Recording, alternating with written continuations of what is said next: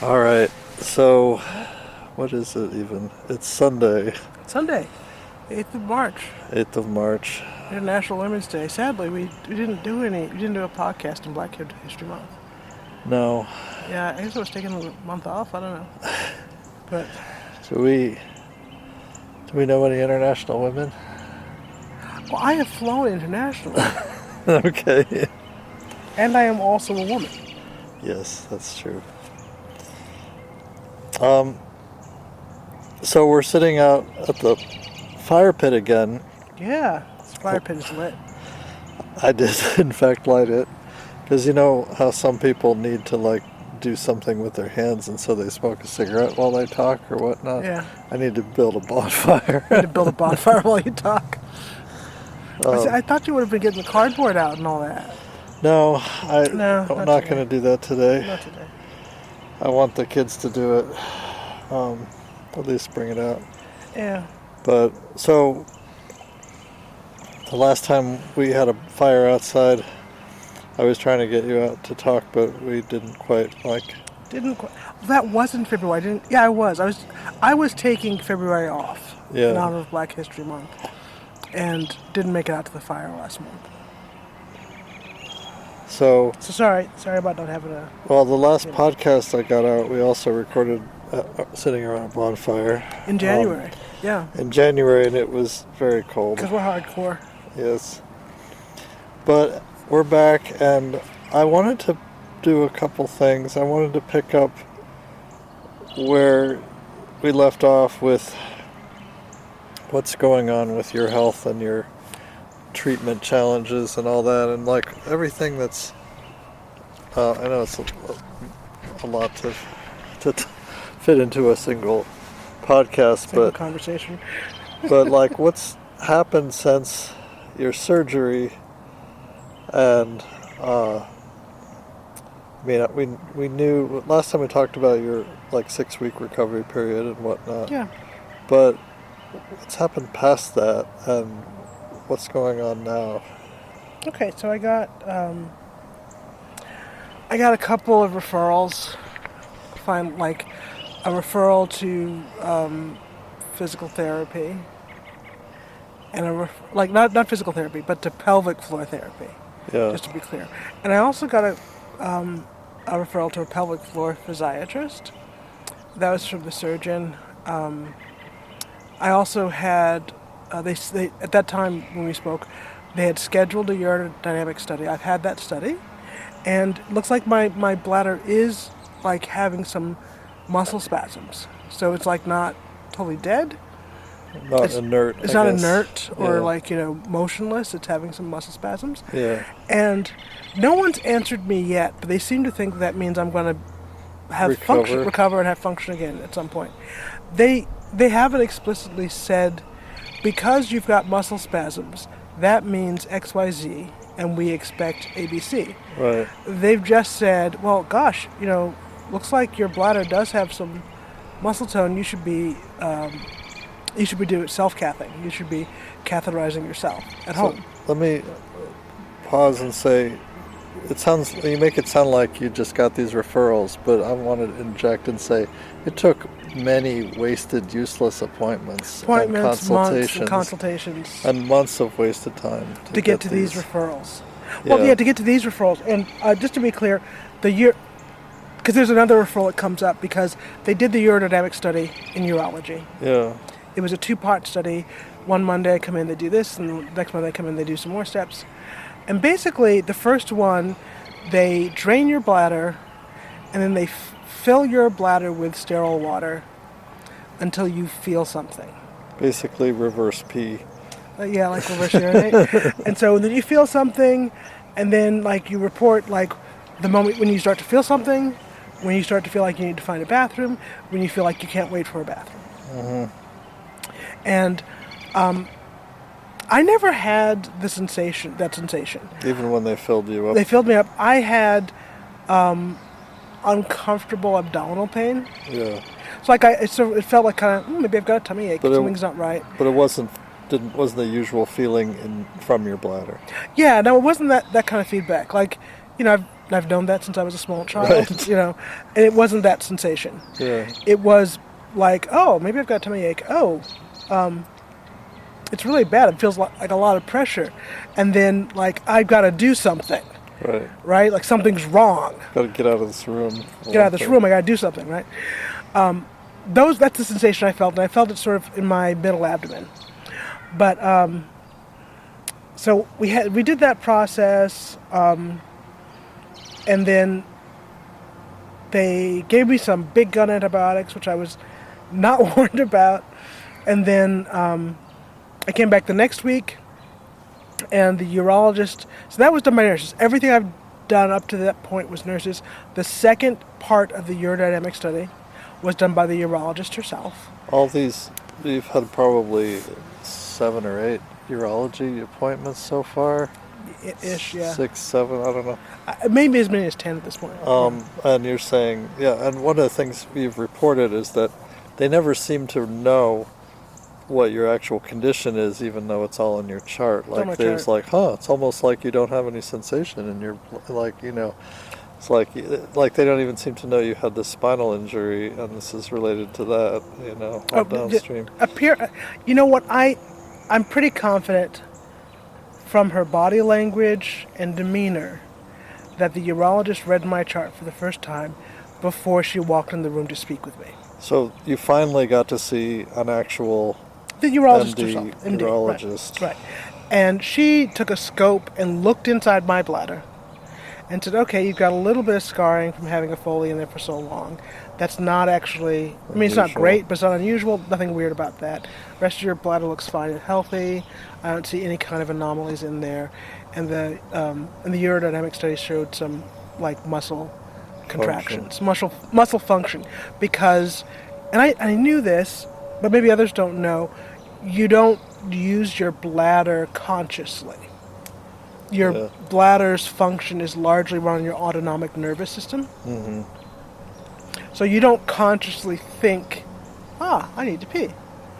You have the sensations, your body. The only thing you do, like, consciously is if you need to go, you do what, like a Kegel, and hold back the urine. So you do something consciously or semi-consciously to prevent yourself from wetting yourself. But beyond that, it's not a conscious process. So those muscles are working or not working, and they do it involuntarily. And then when you do finally go, then you make sort of a conscious, okay, I'm here, I'm relaxing those muscles, and I'm going to let it pass. Okay. So we had that conversation. She really wanted me to self-cath and get trained to self-cath. I declined because I don't know, I'm kind of fat. Can you, also you've had spinal surgery. Can you explain the self-cath thing? So basically, there's like a little tool, and you insert a straight tube. So it's not the flexible tubing of a Foley catheter, but a straight tube into your urethra, and you drain all the urine from your bladder that you feel. Yeah. And then you pull it out and you throw it away. And you would need to have an endless supply of these sterile little tubes. Well, yes. And let's supply these little sterile tubes in order for that to work. And you need to be able to do this to yourself in a way that doesn't introduce infection. Introduce infection, injure yourself, access your body, etc. And ideally you do this over a toilet. In your case, I would be especially concerned about injuring yourself because you can't feel if you're missing your urethra or you're stabbing it at an angle or whatever. Yeah. I don't have any sensation to speak of. And apparently my bladder's doing some things that I don't know, but I don't know about it. You can't feel it. But you would be not like, you don't have like a medical chair with stirrups or something where you have like a bright light and a mirror and a drain in the floor. Right. We don't have anything like that. Right, and they're imagining that they have patients that catheterize themselves at home. Yeah. Who are ambulatory, have sensation, and can sit comfortably on a toilet. The reason they need a catheter is probably somewhat different. It's some other reason.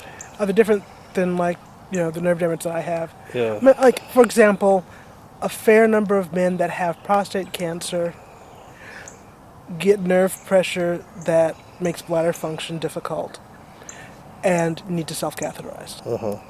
They still have sensation throughout the genitals. They're still ambulatory. They may have some nerve pressure that gives them A warning a warning. that it's time.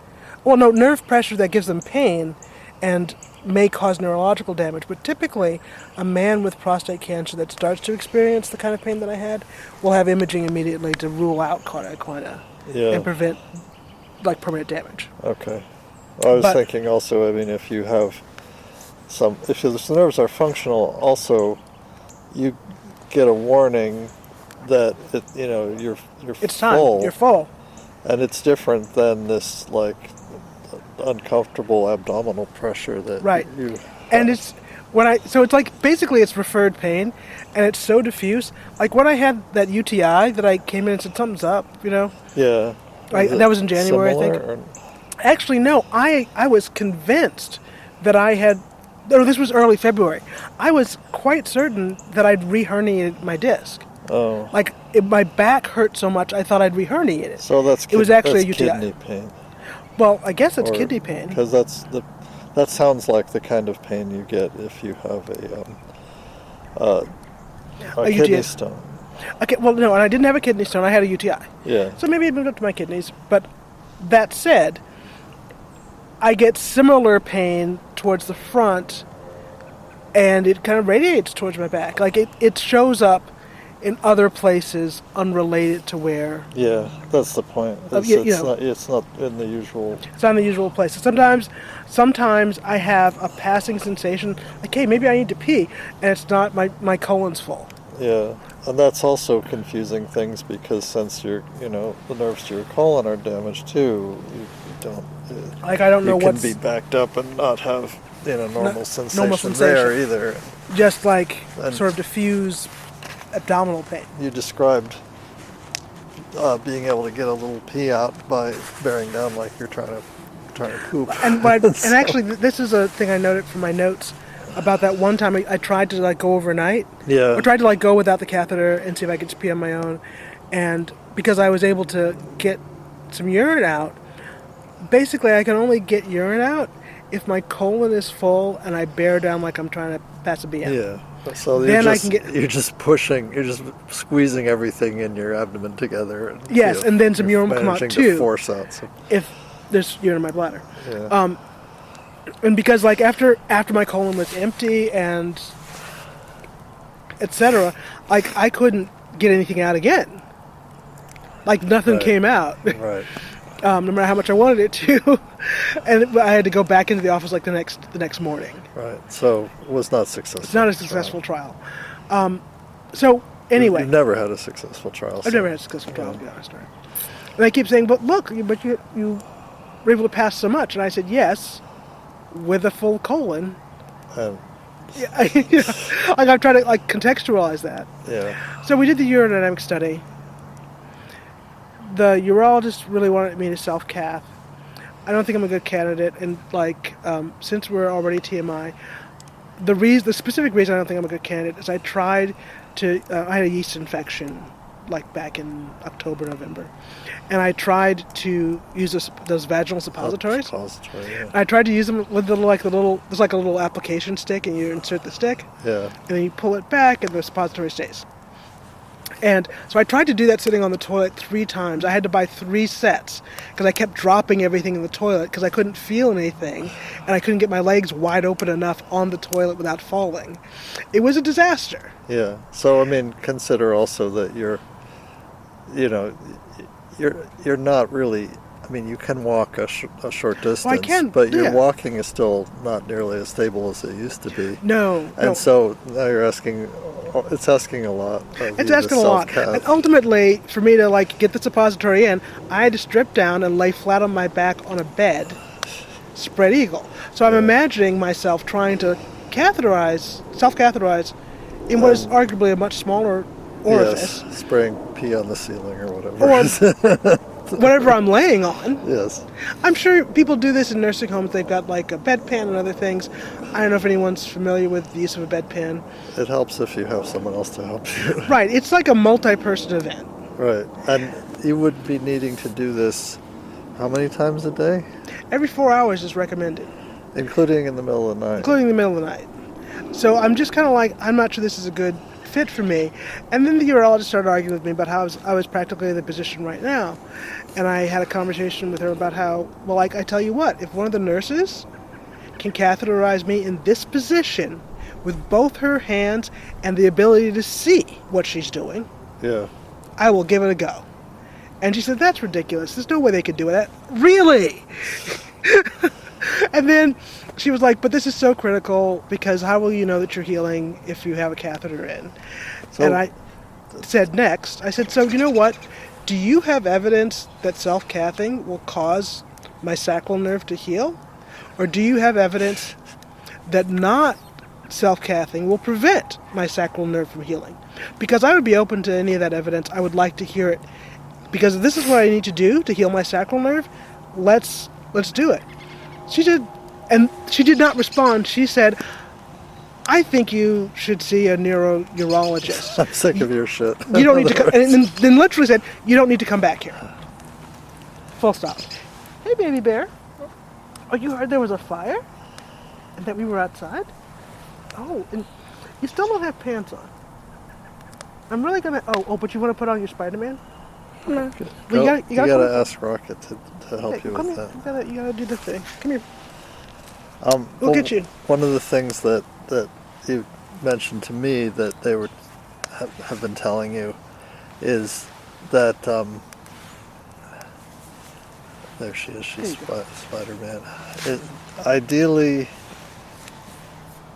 you would get away from having an indwelling catheter as soon as you can, because you're probably, I don't know, damaging is the wrong word, but you're rendering non-functional your urethra. Oh, so by the end of that appointment, Yeah. I had a referral to a neurourologist at the University of Michigan instead of the Trinity Health System. Okay. And I had that appointment last week. But so it was a couple of weeks later. But honestly, they called me like by the end of business that day to set up that appointment for that referral.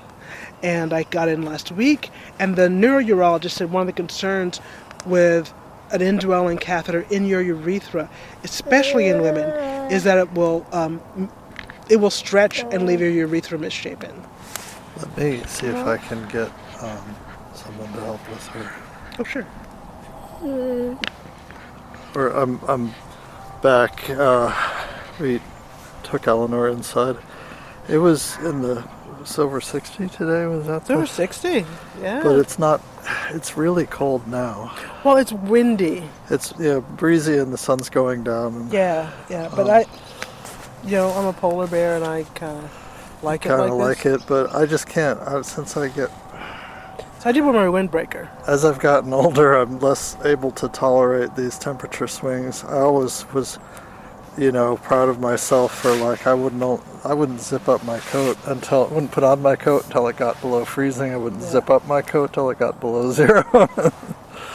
But now I'm like, it's only 67 in the house and I'm shivering.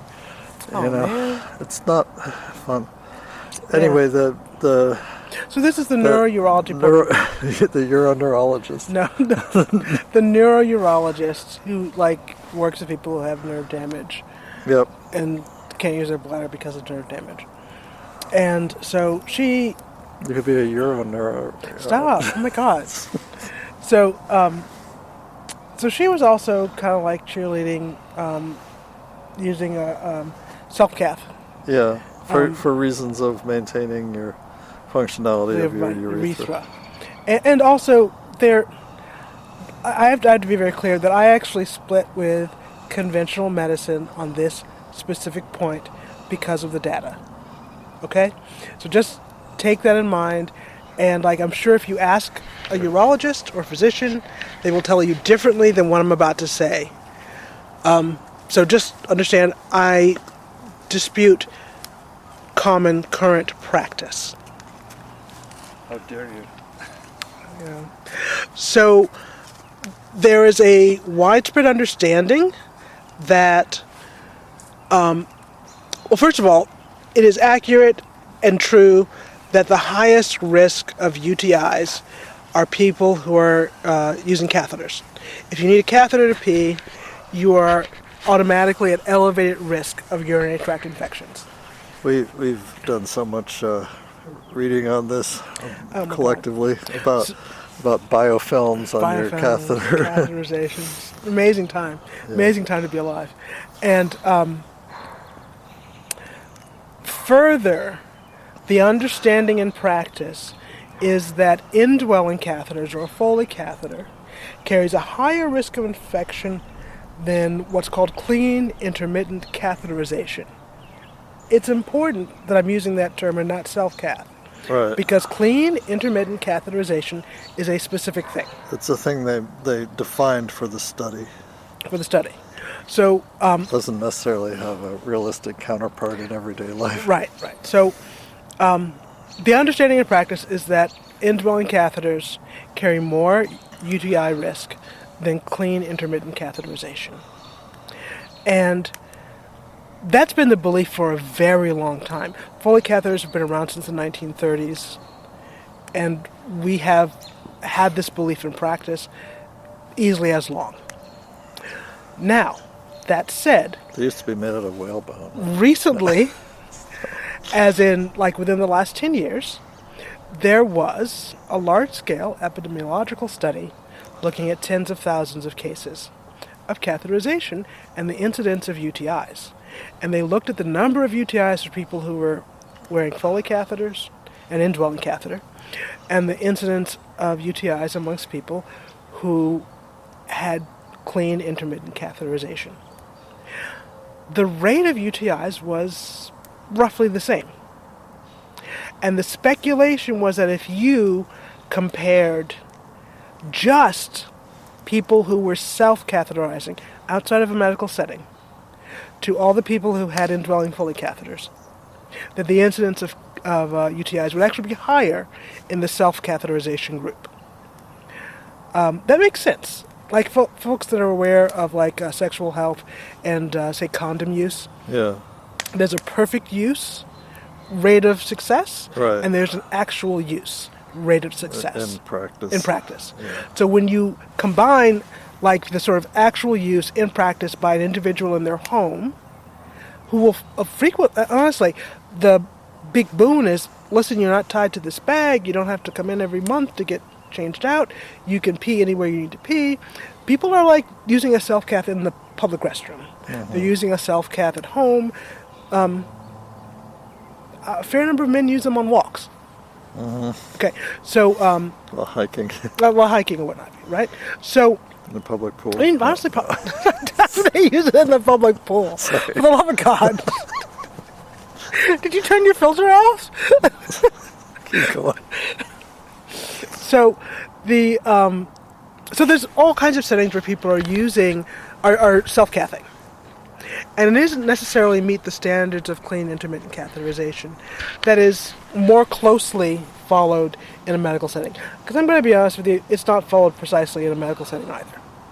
Yeah. It is, so the speculation that has not yet been studied is that folks who are self-cathing have a higher incidence of UTIs than anyone else catheterizing. Folks that are receiving medical care where sterile procedure is followed every single time probably have a lower incidence than indwelling Foleys. And taken all together, they have roughly the same incidence of UTIs as folks using an indwelling catheter. Mm-hmm. So as far as the UTI risk, I am not convinced, based on the evidence, that I would experience a lower risk of UTIs. Trying to do this yourself. Trying to do this myself. In the middle of the night. In the middle of the night. On the toilet. On the toilet. And that's the other issue. So no one gives you an unlimited supply of the self-caths. They give you, but they figure you'll do it 5 times a day or 4 times a day, and they give you 4 times 30 for a 30-day month. It's like a prescription. It's a prescription supply. Right? And that's what you get for the month. Another prescription to manage. And that's what insurance covers. And if it's a 31-day month, I guess you'll just have to hold it. Because that's how it works, right? So And yes, people buy extra and they do things, et cetera, et cetera, et cetera. But you're in this sort of it's not a situation where you can afford to drop it in the toilet 3 times before you get to cath. Yes. And sure, you could do it and just, use them up and then buy some more, and that's an option. But it's also a concern that many people face. They'll drop it and then kind of wash it off with some alcohol and use it anyway. Mm-hmm. And that's where we end up with the incidence of disease being higher than you would expect. Yeah. All this to say, this is a long story to explain why I don't buy it when they say that one of the benefits of self-cathing is lower risk of UTIs. So don't say STDs, but no, UTIs. Right. I don't buy it. If there's evidence to the contrary, like recent evidence to the contrary, would be very interested to read it and to learn about it. That's great. But the other thing they said is that I would be able to protect my urethra. I'm sold on that. That's a good idea. I like protecting my body parts, all of them. Yes. And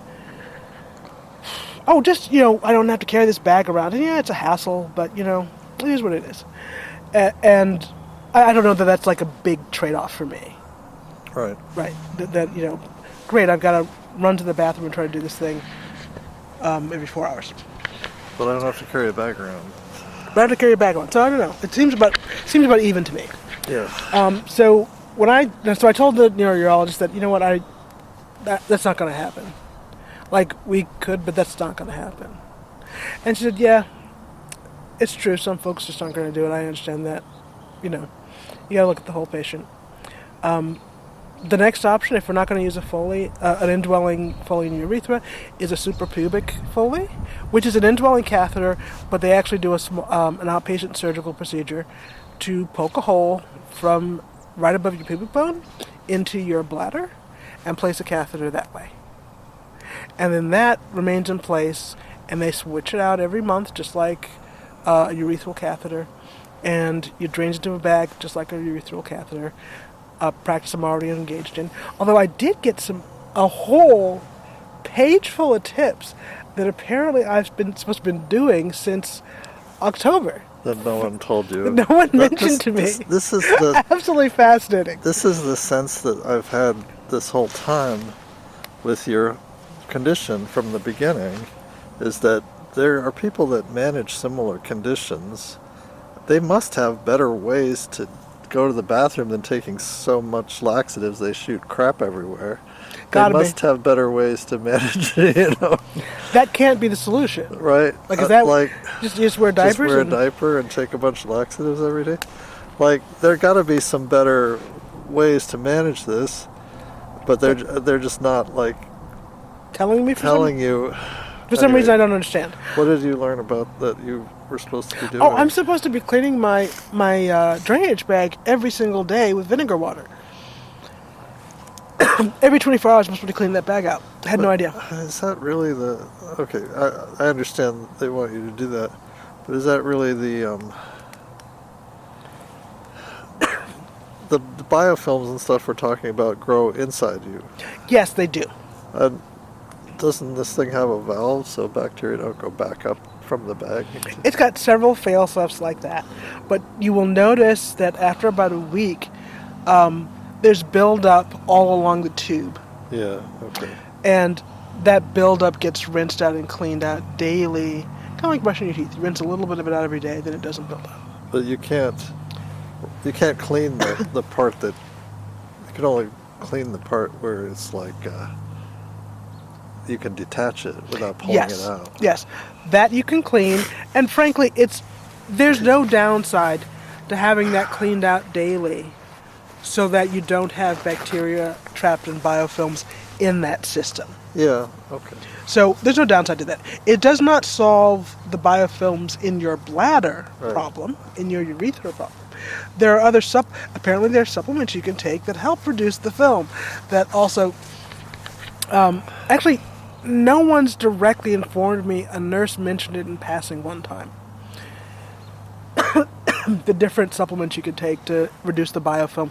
It's a little smoky here. Do you want to in your bladder? Do you want to move slightly? Actually, no, I've got a bit of water. Okay, the smoke tends to follow you. Bring the Exactly. Bring the smoke. Anyway.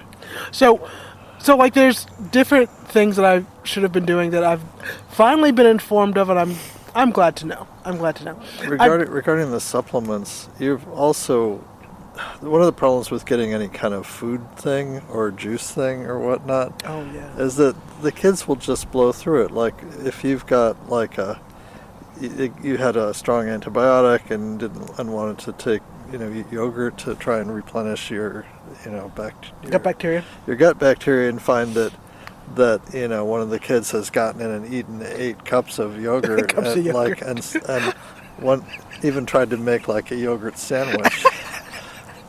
And you walk in and you're like, wow. And there's one on the floor, there's one all over the table, there's one in a sandwich, and there's 3 in her belly. And you're like, huh. All right. Okay. I guess I'll, make do with the gut bacteria I got. So, but like, we've known that we tried to get cranberry juice from Costco once and didn't realize that this was actually, it said 100% juice, but it was juice cocktail, not 100% cranberry juice. And so we got the wrong thing one time, and then we've been trying to get the right thing.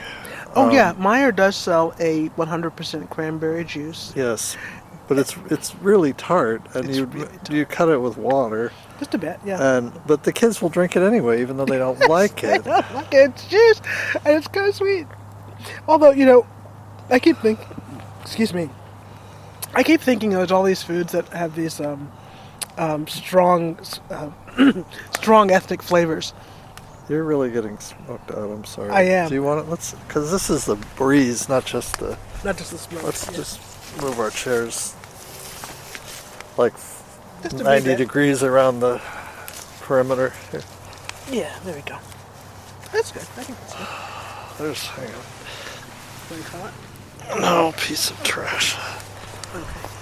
Okay, so I was asking about cranberry juice. Oh yeah, no, but I get the thing, and I'm like, yeah, none of the kids are gonna like this, and then a third or more of the children are like, this is great.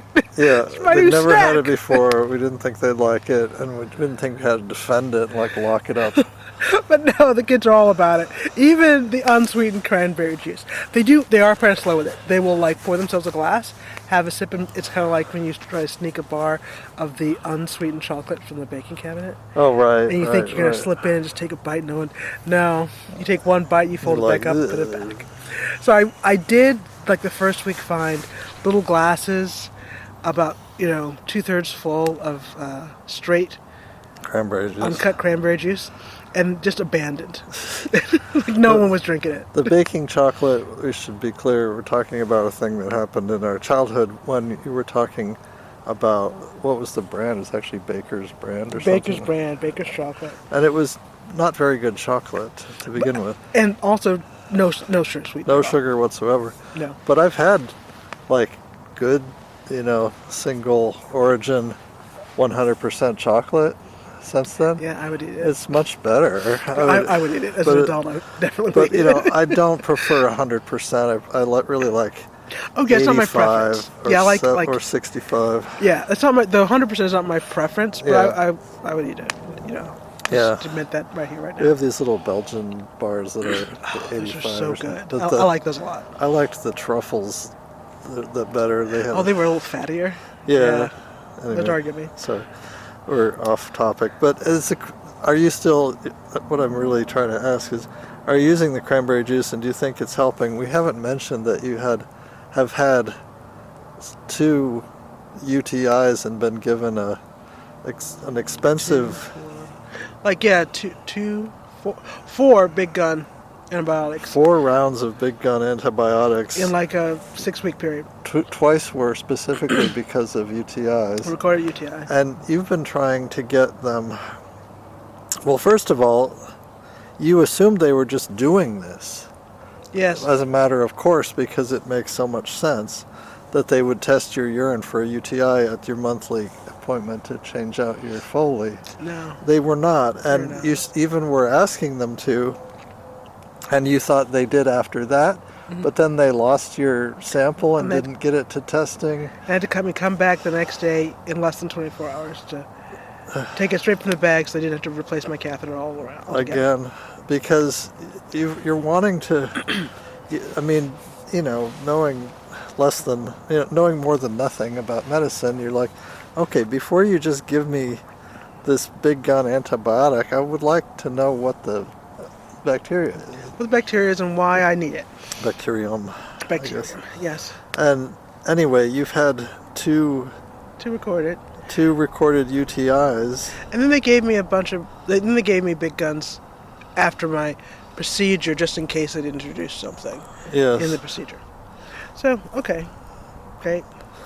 There's also... So and at this point, I'm concerned that if I have to take antibiotics, if I have to get a big gun antibiotic once a month, every month, at some point in the near future, I'm going to develop C. diff.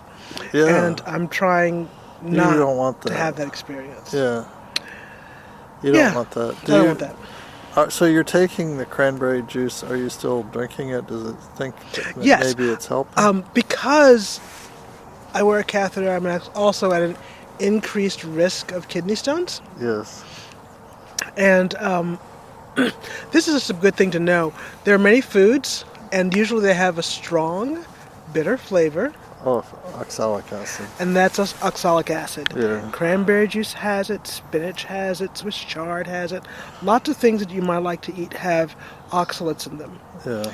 And oxalates are the crystals that coalesce into kidney stones. Mm-hmm. Well, basically what they do is they precipitate calcium inside your kidneys and they form stones. Yeah.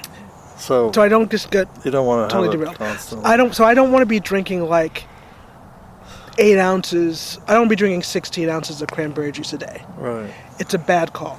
So I've been having 4 ounces diluted with water once every other day. Okay.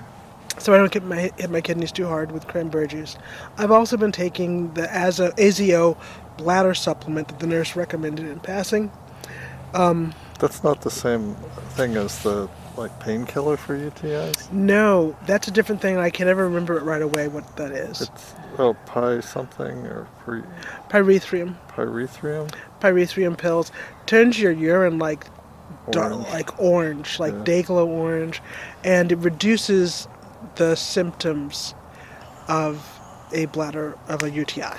Doesn't cure anything. It knocks down the pain so you could walk and stuff. It's anti-inflammatory. And actually, I didn't actually have pain per se from my bladder infection. I had this referred pain that I thought was all kinds of things. Right.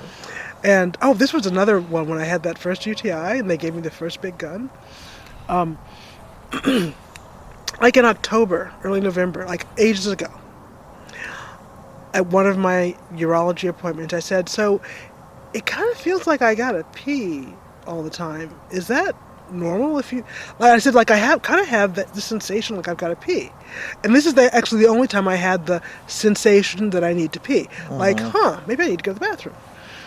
I reported it to the urology nurse, and she said, that's great. It sounds like your bladder's coming back online. Right. And I said, okay. So I just ignored that background sensation because this is my nerves working up and starting to function again. Fantastic. They test me for a UTI. I have a UTI. They give me the big gun. I drink it. I wake up the next morning, and that sensation is gone. Yeah. It has ceased to exist. So I think the only time my brain will get the signal, hey, maybe you need to pee. You've got the inflammation from a UTI. Is the inflammation from a UTI. Great. That's what that feels like for my body right now. It gives me the sensation, hey, you need to pee. Yeah. And so I haven't had that again since. I guess we caught the second infection early enough that I didn't start having enough inflammation to get that sensation. But this is it just seems like there just ought to be better monitoring for this kind of thing because you do this enough and you're going to harm your kidneys. I'm going to harm my kidneys. I may already have harmed my kidneys. I may have already harmed my urethra, honestly, by not getting more. That was unavoidable, and that is mechanical damage. It's mechanical damage, but here's the thing.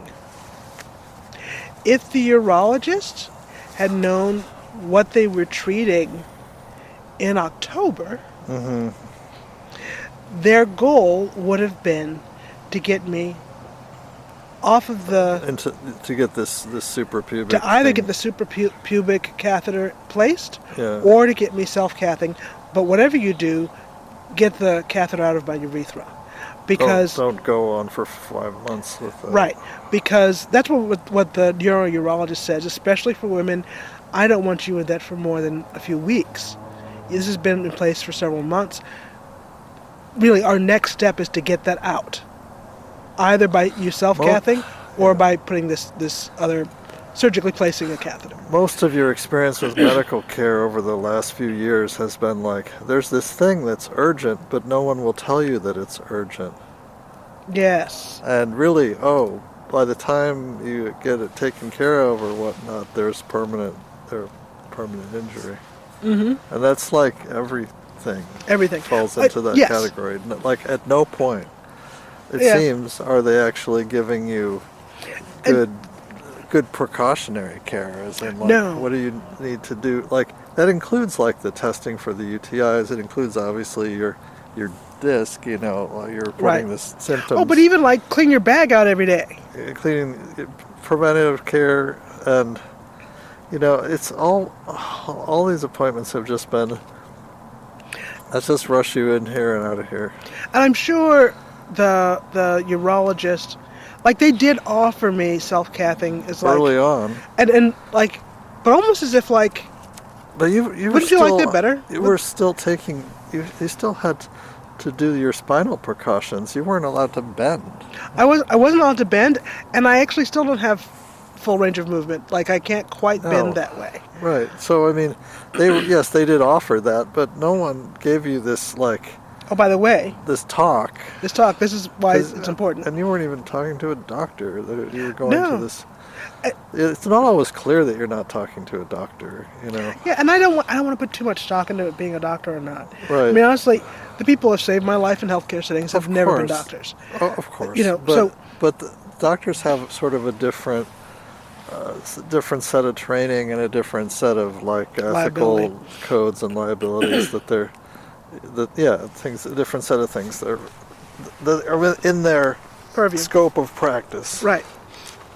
So they did offer me to self-cath, but the thing the nurse said, I don't know if you remember this part when you were going to these visits, she said, it's so much more comfortable. And that was one of my tip-offs, that she has no idea what she's treating. Because you can't feel anything anyway. I don't feel anything anyway. It's not going to be more comfortable for me than not feeling a cath right now. Right. So... Oh, it's been very frustrating. It's been very frustrating. But you're trying to schedule this. You're going to go ahead and get this suprapubic thing, which means you won't have a tube up your urethra. Which is nice, you know. You still have a bag. I guess that's nice, you know. It's better that way.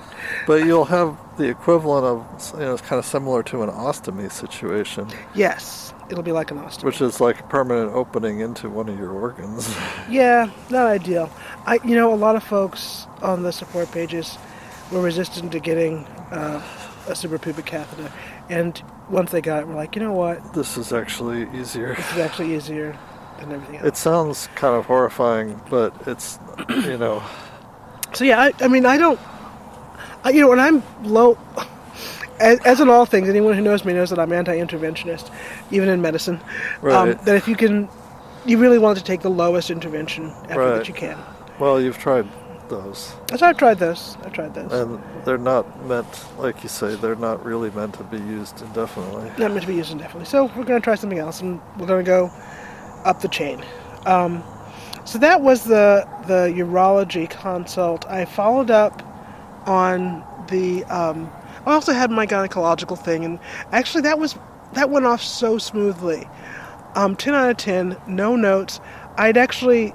I had all these appointments, so I was getting a shower, and I was trying to, like, scrub my legs so they weren't all, like... Grungy. And... Like, dead skin. All this dead skin, looking skanky. And I slipped in the shower and fell. I need you to tell me. I need you to tell me. I don't need you to panic. I don't need you to panic and freak out. So I called the doctor. They set me up with an X-ray. I had an X-ray. It doesn't appear that you actually re-injured And I didn't yourself. re-injure myself. I didn't herniate myself. But I was kind of, I was in pain. And you heard other things. I heard other things. I was not feeling good. No. And I went in for the gynecological surgery, which is completely unrelated. I had some polyps. They are benign. Yay, cancer-free at this time. Well, you say it was smooth and easy, but, we did worry about it for weeks, and then we had to get up at 4 something and to get you there by 6. Yeah, it was ridiculous. And that really 5:30. Jesus. I'll be there by 5:30. Yeah. Yeah, wiped out 2 days. It really throws off. Like, I can't think straight or concentrate straight right when I. But no, I had to sleep sleepless. I basically had to sleep all day one day, and then I was still not Yeah. competent to drive the next day. Right. But it went about as smooth as it could have. Yeah. I don't think it could have been a smoother medical experience. I'm no longer referring to it as outpatient surgery. I'm referring to it as inpatient surgery. Impatient. As in they're impatient to throw you the fuck out of there. Because I've never seen someone basically come out of an anesthetic and it's like, can you walk? stand? I don't think so. Oh, well, literally forcing your clothes on and getting into your coat and practically propelling you out the door. Oh God, I had no memory of that. God, I'm like, I don't think she can walk safely. Oh, we'll bring a chair. It's good. Don't bring a chair. It's fine. But you had to be able to climb into the truck, Yeah, I did. Because there's so many things I don't remember. You did manage to grab the... I mean, the thing is, I can help, but if you actually fall, I can't catch you enough to keep you from injuring You yourself. can break the fall. I can't exactly break the fall. So yeah, they're really itching to get you out. Apparently, they need this bed. Well, you start to see when you realize the whole procedure and why you're in there at 5:30 a.m. I think they literally have 3 shifts of complete, 3 new complete rounds of outpatients come in. Oh right. Scheduled in waves during boom, the day. Boom. Right. And so when we showed up, there was we were the first ones in, and then over the next 15, 20 minutes or so, there was this morning wave of people showing up for a parade of procedures. older couples. A parade of older couples, each of which looked unsettlingly like us. Yes, in different ways. Yeah. Like me, but shorter. Me, but skinnier and taller. Yeah. Me, but chubbier. And how did they find me? I think they were 6 iterations of me. I think they were mostly gynecological procedures, and then you had a husband along to... Oh, and then a handful of other procedures. Some of the guys were coming in for surgery too. Okay. That said, okay. So anyway, it was a smooth medical procedure. Inpatient surgery. Inpatient surgery, and I'd had this back pain, and when I woke up from surgery and when I was at home, You had to have a general, we should point out. yeah, I had to have a general anesthesia. Yeah, for this. And I was in the stirrups. They were taking these polyps out, just to make sure they were not cancerous, and to kind of do basically a incredibly invasive cancer screen, because I had developed polyps. But it's Intrauterine polyps. it's like a what do they call that when they scrape your cervix? Pap smear? It's like a pap smear except further up. Pap smear for your uterus. It's like a colonoscopy for your uterus. Right. Yeah. So, anywho, when I woke up from surgery, my back pain was not gone, but nearly. You had all these muscle relaxants. So I had all these muscle relaxants, and they kind of put you in these... truss you up into a what they call a spine neutral position. Yeah. So they put me in a spine neutral position with a bunch of muscle relaxants, and I was pretty good to go, almost like the fall hadn't happened afterwards. That's good. Well, so that's good. We don't think looked at your X-ray. It didn't appear you had re-injured your spine, which is so great. I'm so because glad. this is a thing. We Yes. talked about this before. Is an awful lot of people who get this kind of surgery for a disc wind up re-injuring it. Yes, within a year. Within a year, frequently within 6 months. But you can understand that if you're unstable walking, and Right. all that. And you had a shower chair. I had a That's the shower thing. chair. Like you have the thing that's supposed to make it safer for Right, you. and I leaned over too far, Yes. and you're couldn't not. catch You're myself. just not. And my left that- leg is, I saw that nerve damage down my left leg, so my left Right. leg doesn't do what it used to do for me. So you can walk, but you're not that. Balanced and stable. Right. Although you did get That's on the nice. treadmill. So. Oh, well, yeah, I've been on the treadmill. I've been trying to get, most days, I want to say 6 days out of 7, I get about 10 minutes on the treadmill. Sometimes as many as 30 minutes altogether. On a in low 10 speed, on but low speed in 10-minute. I don't stretches. put her on and say set it Go. to 6 miles an hour and 40% incline or whatever. No. No, it's Actually, I go by myself for this. it's flat and it's a low speed. Low But speed. it's not. I mean, the thing is, even if the weather, well, even if your everything else, physiology was up to getting a walk in the neighborhood. The weather has not been fucking cooperative. miserable between snow and ice and straight into mud. Mud, yeah, it's just been miserable. Yeah. And really not safe for someone fully healthy to be out Right. without some safety gear. Right.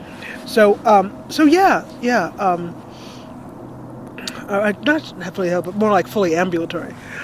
So I've been doing some of that walking. I've had lots of things I can do, but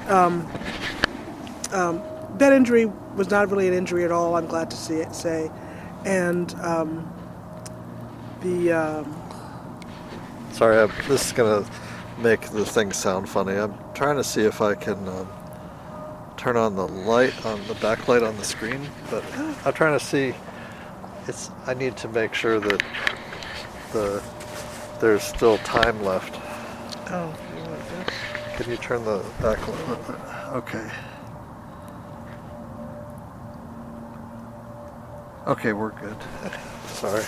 Oh, no worries. Well, if you're listening in headphones, the net effect is that the world starts spinning when I move the microphones, like when I move the recorder around.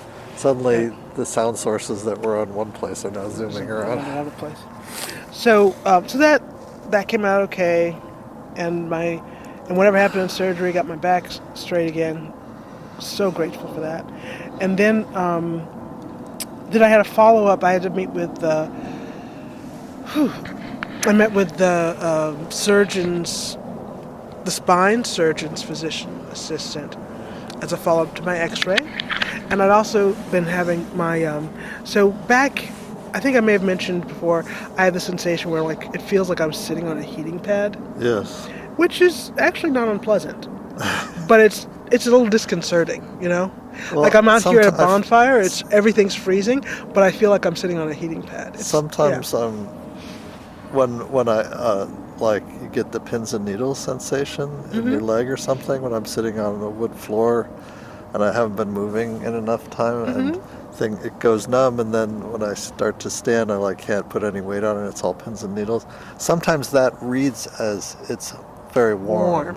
Yes. Right. So Yes. these sensations of nerve just misfiring, Giving you can accurate feedback. can easily be mistaken for heat or cold or electric shock or etc. something. Yeah. And so when I told the surgeon that at my 6-week checkup, he said, okay, keep an eye on that, and if you have more of that, let us know. Right. So what I realized after my fall was that actually, if I'm really honest, I used to have the warm sensation several times a week. Now I have it several times a day, and several times a week it's actually burning. It's painful. It's painful burning. Basically along that nerve that goes down my leg, down my left leg. See, this is And so one of my long COVID symptoms has been having this sensation in my feet. But that's actually, it's not gone. But it's numb it alternates kind of numbness and burning. It's not gone, but it has improved. And mine's improving. Yours seems to be getting worse. Getting worse. So I mentioned that symptom also. So they had me in to talk about that. And my X-rays. X-rays are good. My back actually looks great. I actually experienced minimal disc loss in my discectomy, and the rest of my discs are in great shape. Oh, that's and good. Look really good. That's So good. that was very good. So it does really call into question and make What you the hell? wonder What happened? how this happened to you. How this happened? What happened? I think you must have fallen in the garden and done more damage than you thought. Oh, right. But it's also, I'm a fan of this theory that having had 5 epidurals or 6, 8, I had them you every had every pregnancy. single time. Every pregnancy. Having had 8 epidurals. And L4, destabilized 5. You had, it, like you say, destabilized. It left it in a state of vulnerability to this kind of injury. Yes. That's my, and again, that is theoretical, and it's my idea.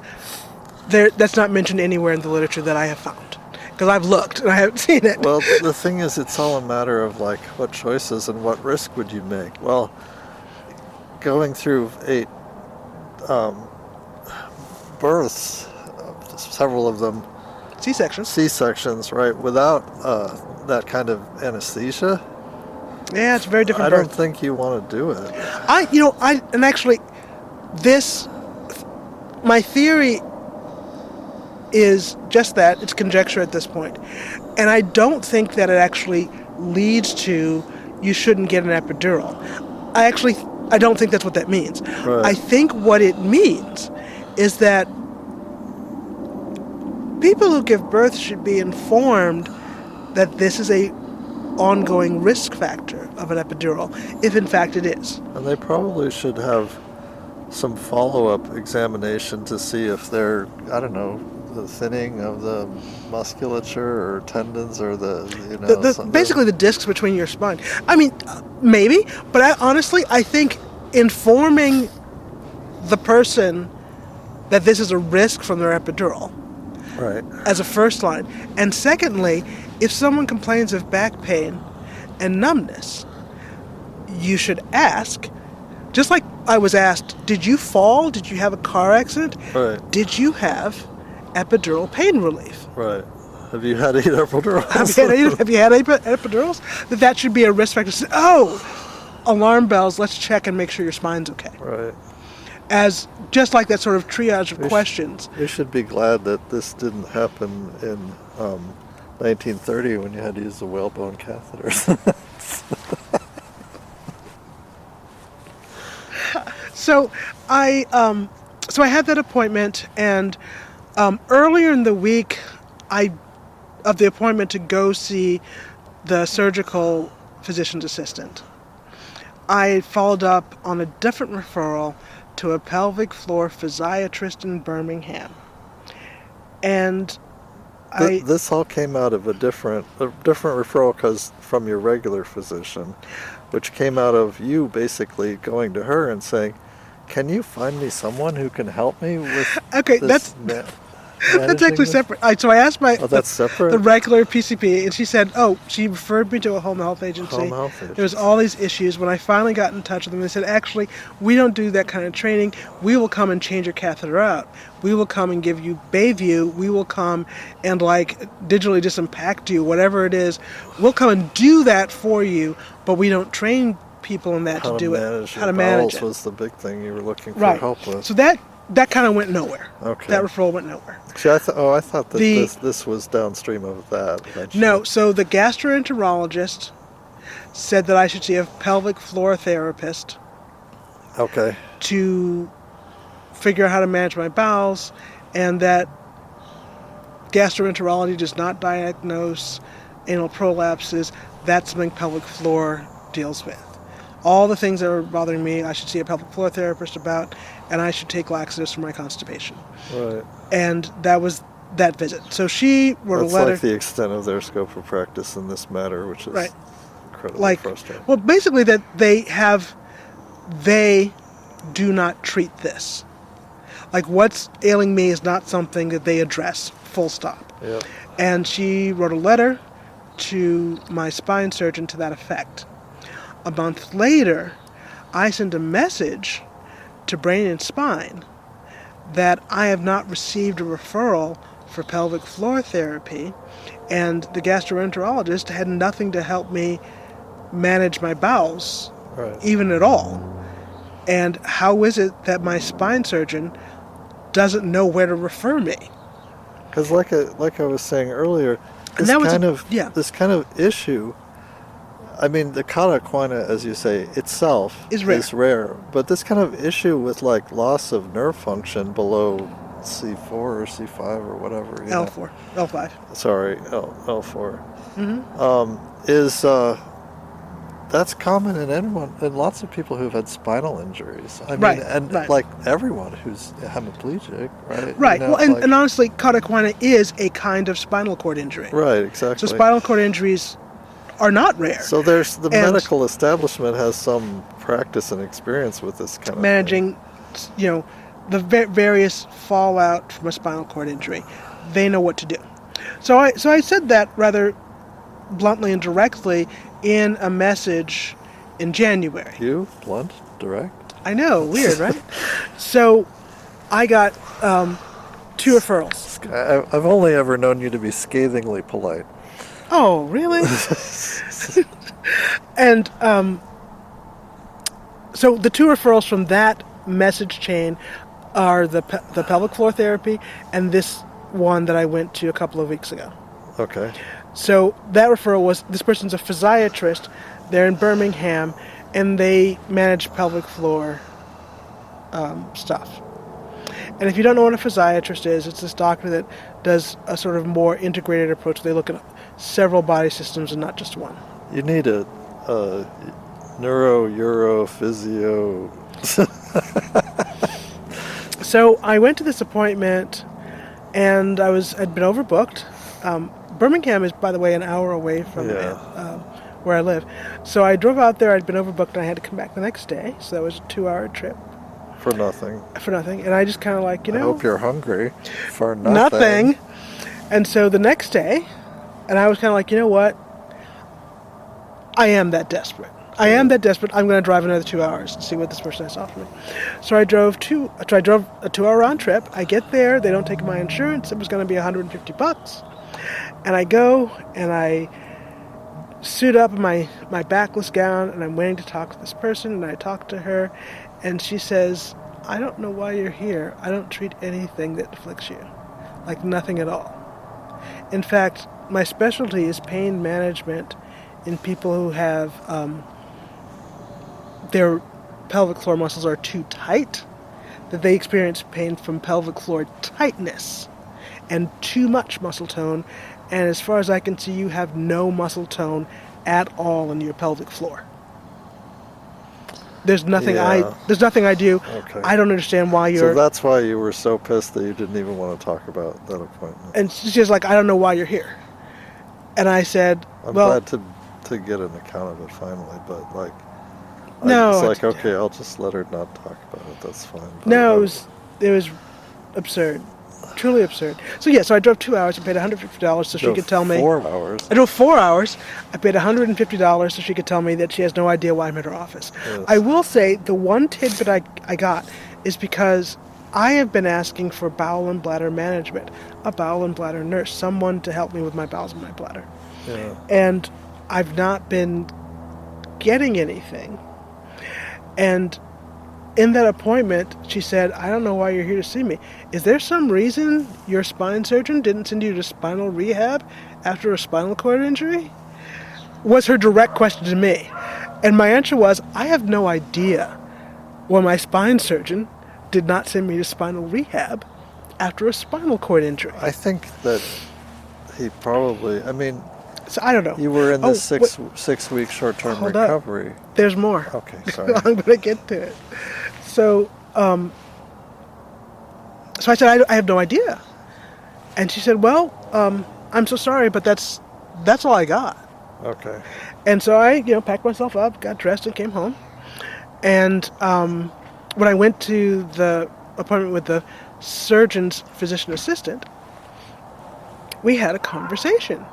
And I had actually been rehearsing to try and do that thing where you are polite and demure, and you pretend you Don't know anything? Don't know anything at all.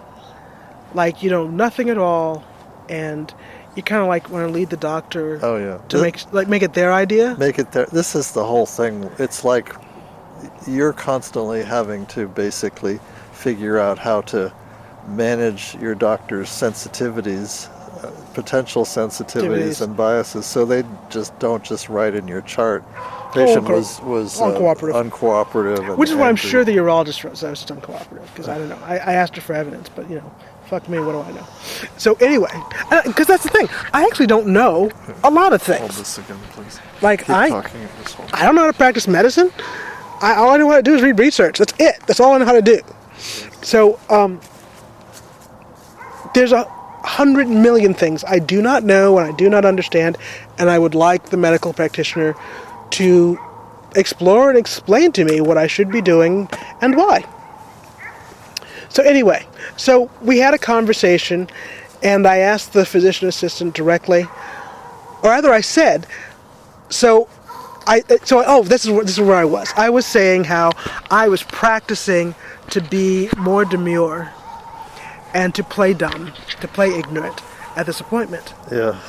And I done all this role playing, and I was like, I was sitting in the car, and I was rehearsing it again, and then I got out and I walked inside, and by the time I got inside, I was like too mad to do it. And I sat down and I was just myself, and I relayed to her, I said, so I just want you to know I drove 2 hours round trip and paid $150 for this person you told me to go see. This office told me to see this person, and she said she had no idea why I was there, and she wanted to know why this office has yet to refer me to spinal rehab. So you did not take your demure thing. You just said what you just were saying to me. I just said that, and I said, Yes. and I have to be honest with you, I have no idea why I haven't been referred to spinal therapy, or even what's going on, because no one you have referred to me has been able to help me. At all. Can you tell me what's going on? And she went through the notes, and it appears that when I was in the hospital in October, a decision was made that because I could walk, that I was not supposed to go to spinal rehab. Wow. Okay. That was the decision made in October. So it does have something to do with the fact that, yes, they do know how to treat all of these kinds of paralysis and loss of nerve function, but Yes. this specific cauda equina, because it's so rare, they're like, well, no, that's for people who can't That's for people who walk. can't walk. Yeah. And so they made that decision, and she said, wow, you probably should have gone to spinal rehab months ago.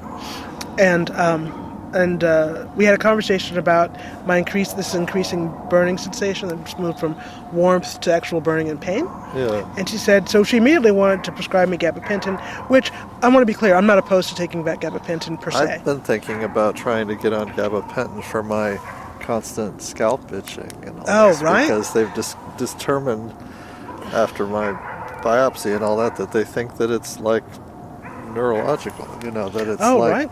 I mean, it has physical manifestations, but they think it's caused by my nerves being all overstimulated somehow. Yeah, so maybe so. My only concern was my kidneys have taken a real beating. Yeah. And I've had more general anesthesia in the last several months than I've had in the rest of my lifetime combined. Right. And I'm not terribly keen on a long-term medication that's going to be hard on my liver and kidneys when they may already be diminished. Right. I want them at least to have some recovery time.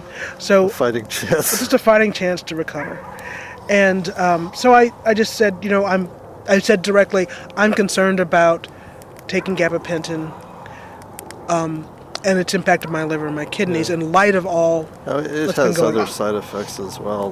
Right, the other side effects, and I've got varying levels of concerns about those other side effects. I haven't been excited about the idea. But specifically, I want to preserve my liver and kidneys as long as I can. And so that's my concern. I don't want to just get right on gabapentin if there are other options. Is there any chance that I could use a lidocaine patch? And she said, that's a great option. You should try it. And so she wrote me a script, and insurance will not cover it. And CVS said the out-of-pocket cost for 30 lidocaine patches was $300. Jesus Christ. So I bought some over the counter at a smaller percentage, and that has actually been very helpful. So taking a lidocaine patch, just putting it directly on where it burns, has been extremely helpful in just not... It's strange. It doesn't eliminate the pain, but and just stay with me, it feels like it's happening to someone else. Okay. Kind of like, you see another guy get kicked in the nuts and you kind of feel it. Yeah. It's like I'm watching someone else get burned in the leg. Like, oh, that hurts. I'm aware of that sensation, but it's like so dull. It's distant from you. It's distant from me. Like there's some distance between me and the sensation. That's so weird. It's a very strange sensation, but it's actually much less uncomfortable than not having it at all. So that's been, I'm going to count that as a win, and I will use lidocaine patches. So if you have any extra lidocaine patches, please send me some. I use about a 3x5 patch. And they are, the cheapest place I can get them is Walmart, and they're like a little less than $1 a patch. So I still have questions why the 5% patch is $300 without, if I pay out of pocket instead of just having insurance pay for it. But apparently, insurance does not pay for lidocaine patches unless it is for post-herpetic neuralgia related to shingles or chickenpox. So I could get them. So you could get them. Wouldn't that be great? So you could get a lot, and you can get like a little one, when you get that nerve pain. I think it might actually be very effective. It's been valuable to me for nerve pain. So anywho, that was the outcome from the surgical visit, and the disappointing part of that is, so I got a referral. They called me immediately. Their first open appointment for spinal rehab is July 27th of this year. So I've got an appointment for July 27th to go to spinal rehab, and I'm just supposed to muddle along until then, I guess. And I've yet to see the pelvic floor therapist that I was referred to. That's next Friday. Okay, but that's in the near That's scheduled. future. It's in the mix. I'm supposed to go next Friday for pelvic floor therapy. I suspect I will be told again that they have no idea why I'm there, because there's nothing they treat. There's nothing they treat that I have. Maybe there is something pelvic floor therapy can do. Because you know what? Like I said, I don't know. I don't actually know. I am not a medical practitioner. I don't know. You're getting a real grand tour of our, dysfunctional, broken, fragmented medical system. It's an amazing time to be alive.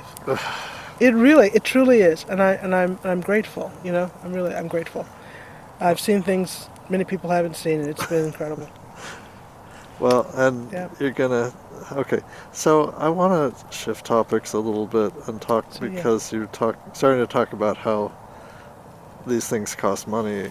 I want to talk a little bit about our situation and our finances and Medicaid and that kind of thing, and our mortgage, because while you've been dealing with fascinatingly inept and fragmented medical system, I've been dealing with a completely obtuse, well, you and I both really have been dealing with a completely obtuse mortgage company. Oh. So bizarrely obtuse. There's so many things happening at once that it's very difficult to try and explain, but basically people know that I haven't been employed since early October 2024. Yeah. And we had, it was like when I was laid off, I was like, well, we should be okay for a while because I have 3 months savings, for this kind of emergency. Right. Right. And of course we went through that. Mm-hmm. And then I also I guess I don't have, and I did get unemployment, but unemployment is a fucking rounding error compared to what I was earning. It's less than 10% of my normal wages. Oh, yeah. And that's the max. I think I did the math. I think it's 5% of your normal wages. It's Comically small. I mean, I guess it helps, but like it. Oh, sure. I mean, it's money, It It's some won't. money. It won't even pay. All my unemployment for a month won't come anywhere near making a single mortgage payment. It will cover utilities with a little bit left over. Well, Utilities and put gas in the car. it'll cover our electric bill and our phone bill and our cable modem and yeah. And then Okay. and then some gas money. Okay, that's great, but It's not nothing, but we're yeah. feeding 9 people, right? Right. And Right. we're maintaining 2 cars, Yeah, there's that. and we have a lot of expenses. Yeah. Yeah. Our when we were paying Cobra, that was over $3,000 a month, right? Yeah, there's a lot. So more than our mortgage at the time. Mm-hmm. So anyway, we had to. I went through the process of trying to get a mortgage. What do they call it? Abatement. No, it's the thing. There's a term. Oh gosh, I'm kind of blanking on the term. You said abatement. Forbearance. Forbearance. Yeah, I can't think of it now that you said abatement. Mortgage forbearance. So this took months and months because they kept trying to schedule an inspection, claiming that they had to have someone inspect the house, but it took several months. So we wound up paying several months more mortgage Payments. while we waited for this paperwork to go through. And again, we kept getting told, "Oh, we'll have an answer for you in 30 days. a week, 30 days, 10 15 days, whatever." Whatever, some nonsense. And this went on and on and on. Like Yeah, that was Wells Fargo. It was amazing. that took several Yeah. months, and then finally someone realized that they didn't actually need to come out and inspect the house. Right. But they said they didn't. Yeah. But then they also, in our records, they said someone did come out. Someone did come out. So okay, whatever, man. But anyway, so we got 11 months it was forbearance. and it was like 4 months to make that happen. It was ridiculous. Yeah.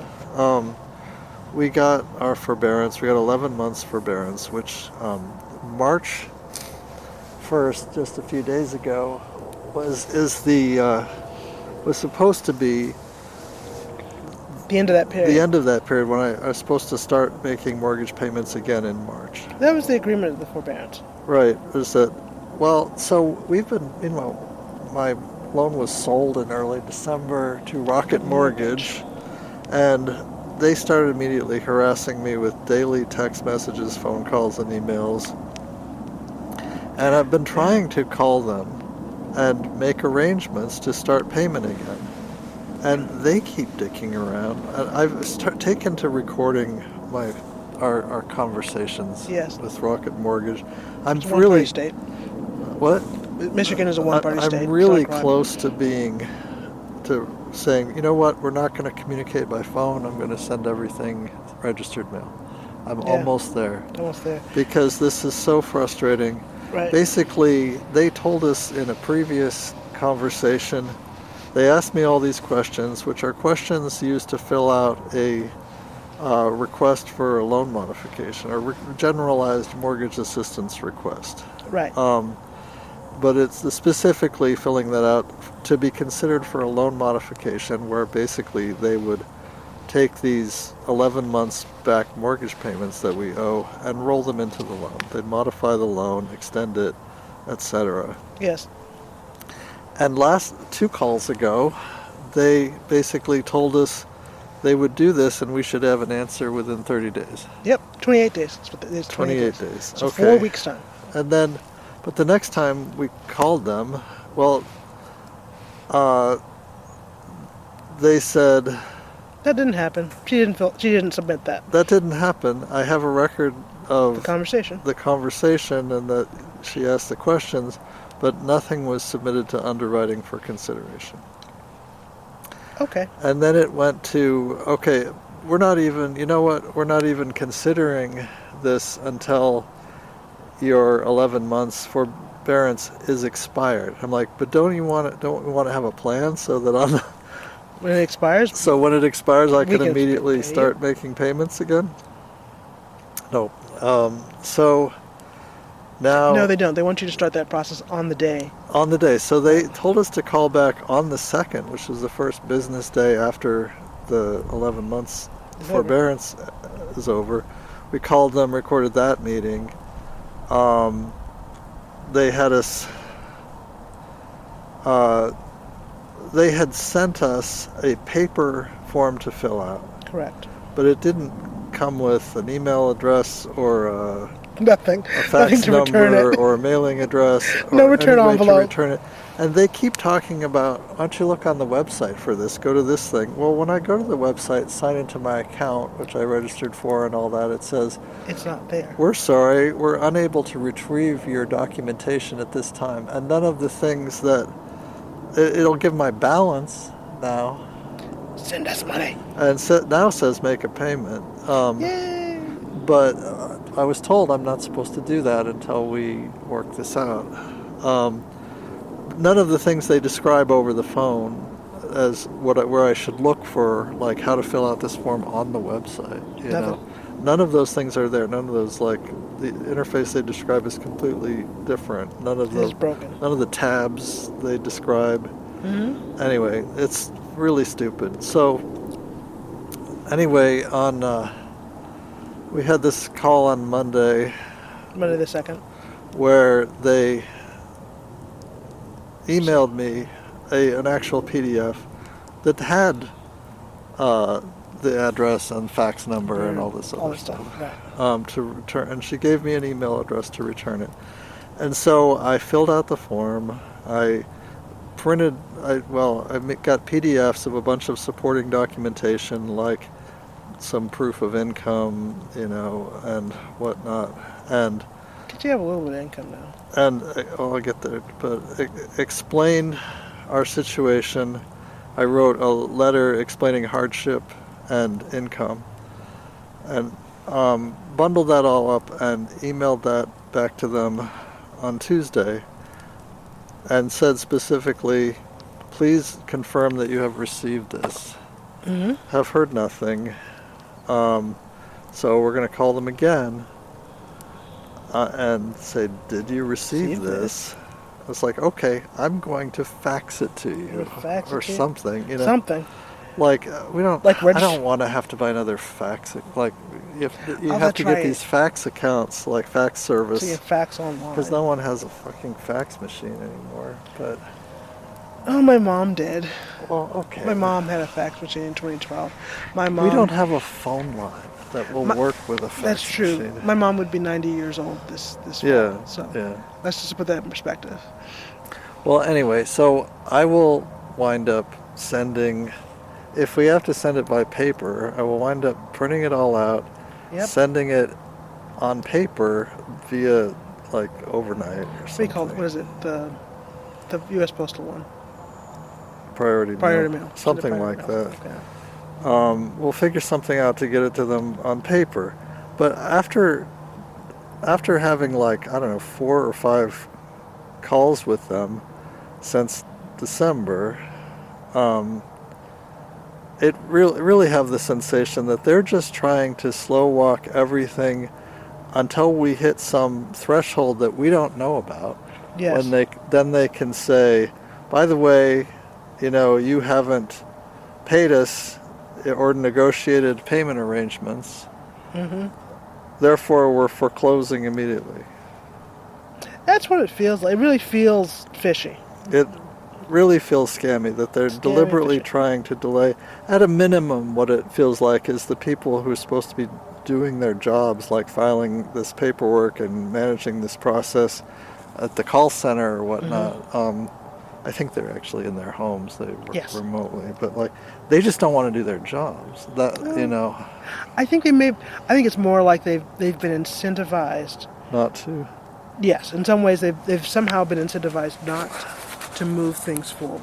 But they sure don't. It's weird because they sure aren't in a hurry to get the call taken care of. Like a lot of customer service kind of things. They're kind of rushing. They're rushing you. They're like, is there anything else? Because they're like if they do help you, they're like they make it their thing to get off the phone as quickly as possible.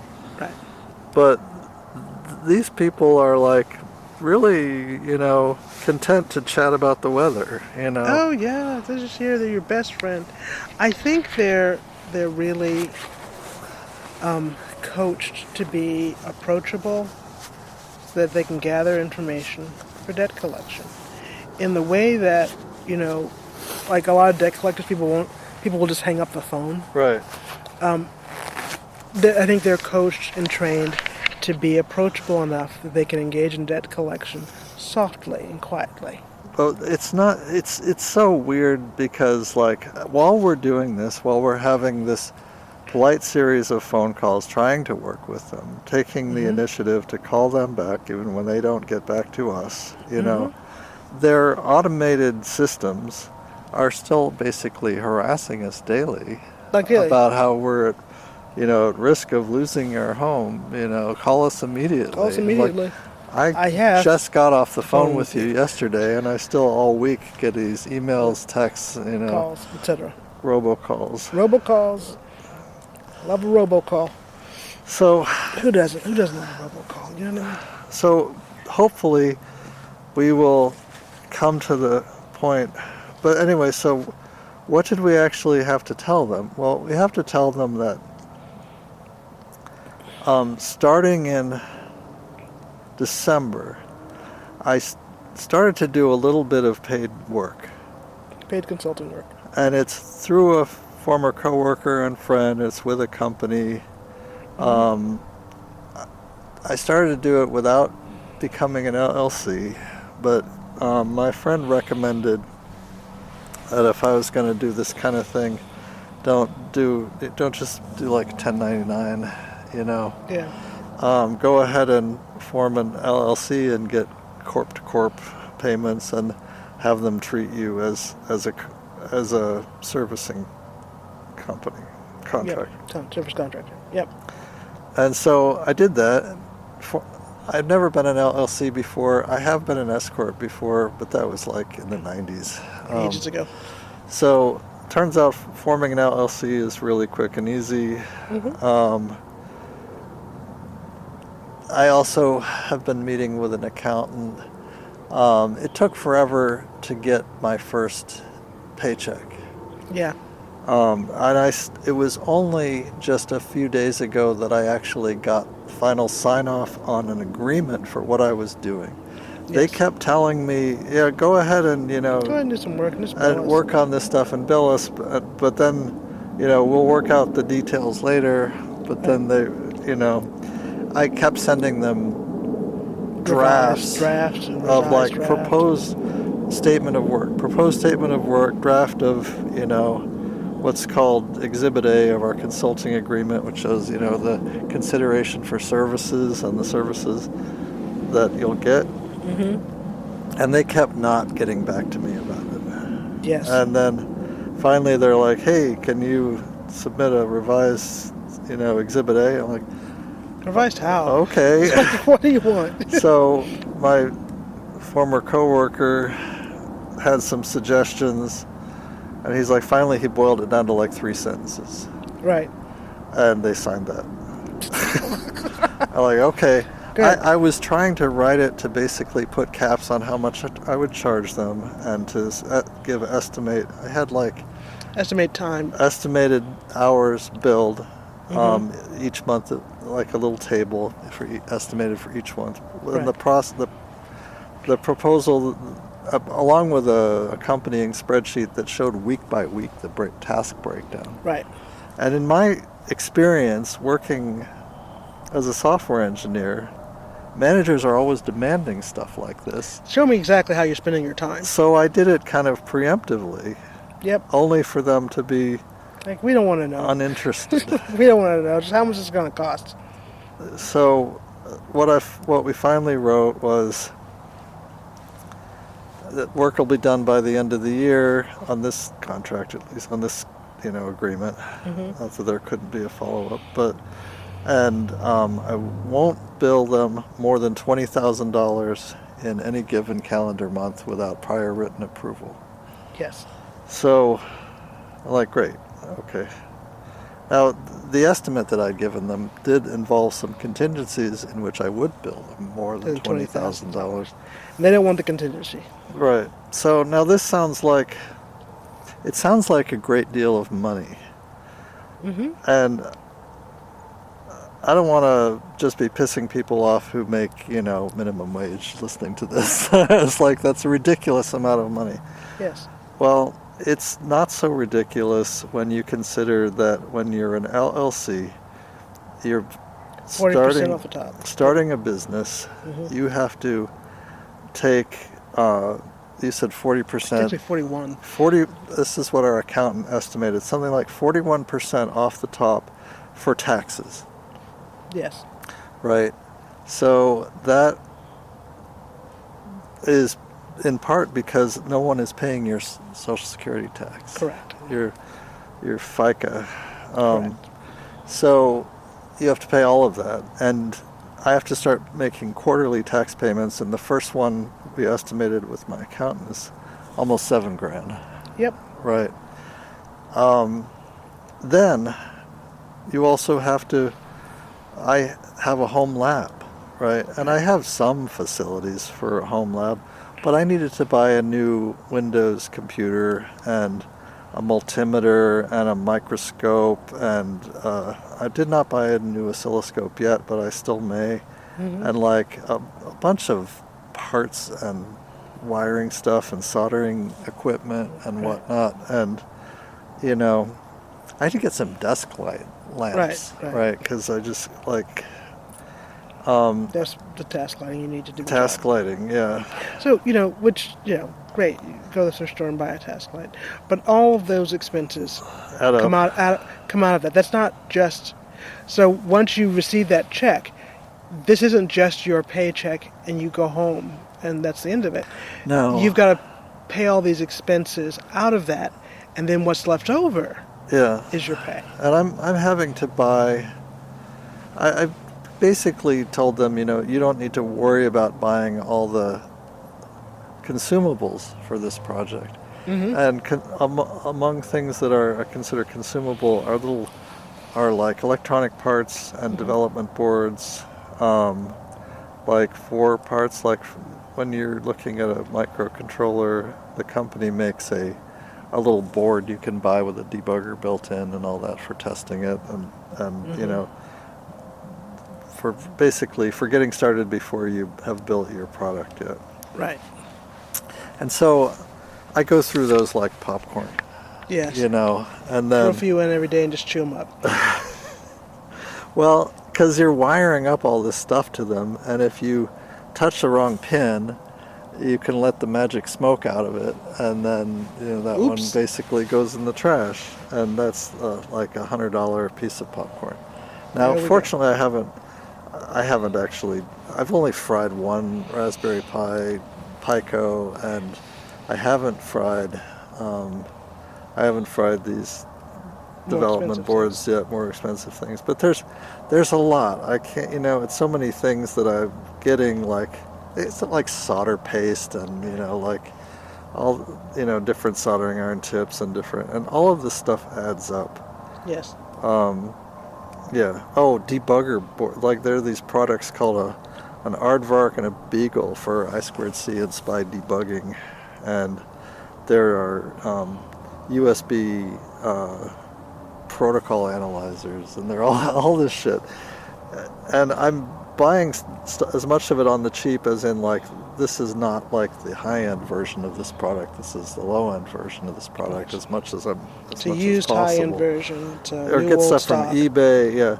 But it's a lot. I've spent about $4,000 on gear already so far since December, and I'm probably going to spend at least another $2,500 over the next few months. So, yeah. Anyway, I've only received 2 paychecks. And they're not really paychecks exactly, because they don't... Invoices. You received payment on 2 invoices. Yeah, I send them an invoice and they pay them. Yeah. And I have another one pending. You have another pending invoice for April. Okay. So... yeah. Now, so I haven't earned... So basically starting in February, when was it? It was February 2nd or something like that, I got my first invoice paid. Yes, you got. So in February, Yeah. your Right. invoice for December was paid. Right. In March, Yeah. your invoice for January was paid. Okay. So In April, your February invoice will be paid. this comes to 14th grand or something, and that's the only actual income I've earned since since 2024. Yes. Right. But we're in this situation now where we're still getting food benefits, and we're getting another important benefit, which is Medicaid. Yeah. And I wanted to say that none of your care would have been manageable without Medicaid. It may not even have been manageable with any other insurance. Yes. Or well, it certainly would have been much harder to manage. Well, yeah, like financially out of reach with other insurance. Financially out of reach, and just constantly having to argue that certain things needed to be covered. Right. Like, because the physician assistant did actually submit 2, reviews to ask them to please cover the lidocaine instead of gabapentin. yeah. But basically, they don't want to cover it unless it's a very specific thing. Right. Now, and this is with basically people conflate, insurance and healthcare It's the same thing. as the same thing. And if you've ever dealt with insurance companies, you know that they're really not the same thing. That's actually good care. And some companies are much worse than others. United Healthcare being famously so. Famously bad.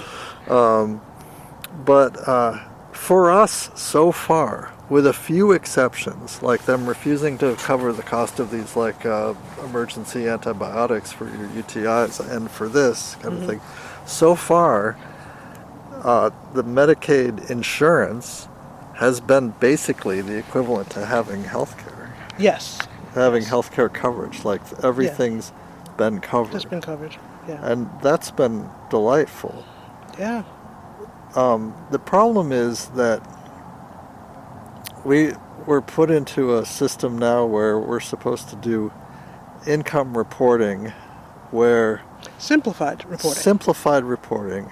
Where basically they say, you know what, we're not going to bother to bug you about every little detail about your finances. They've gone over our finances, and